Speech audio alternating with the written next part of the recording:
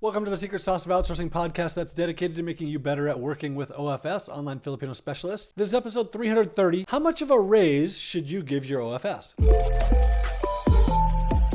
So raises are a common question that I get from people, and there is no standard answer. I recently got an email from Rachel who said, how much of a raise is expected? I started her at $8 an hour, and that seemed to be the upper end for the bookkeeping / secretarial work she does for us.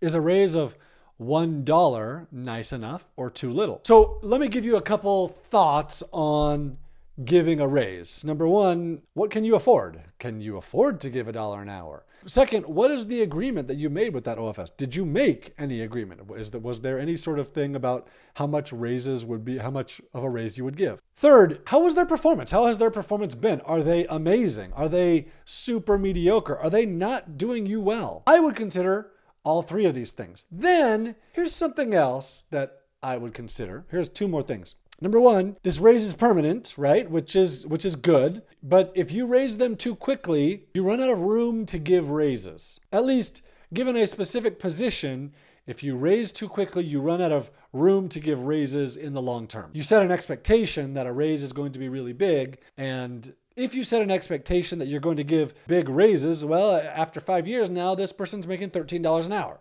which may be really great. And that's so great for that person in the Philippines, assuming your business can handle that. The last thing is, so if you divide your raise amount by the amount you're paying them, so divide 1 by 8, that's a 12.5% raise. I asked my team what they thought about this, and they thought that was really, really generous. So it's pretty reasonable to find out how much of a percentage raise are you giving to them.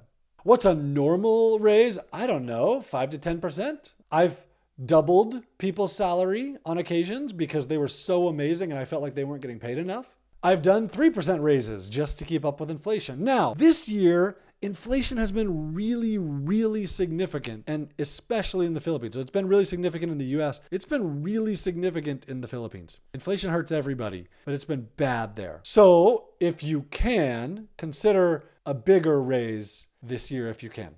A couple more thoughts on this. We have typically done raises in January.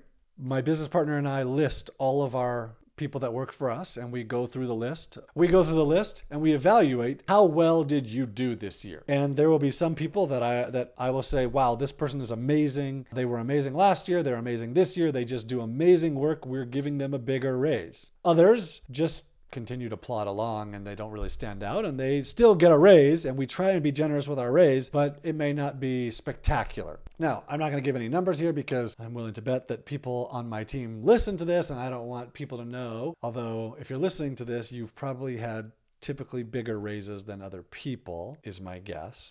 We also do bonuses. But what you do for your OFS will depend on you, your personality, your business, your means financially, your plans for the future. Consider all of these things as you go to give a raise. Now, your OFS is going to appreciate any raise that you give them. They would love to make more money, just like you would love to make more money. So any raise you can give is going to be super well received.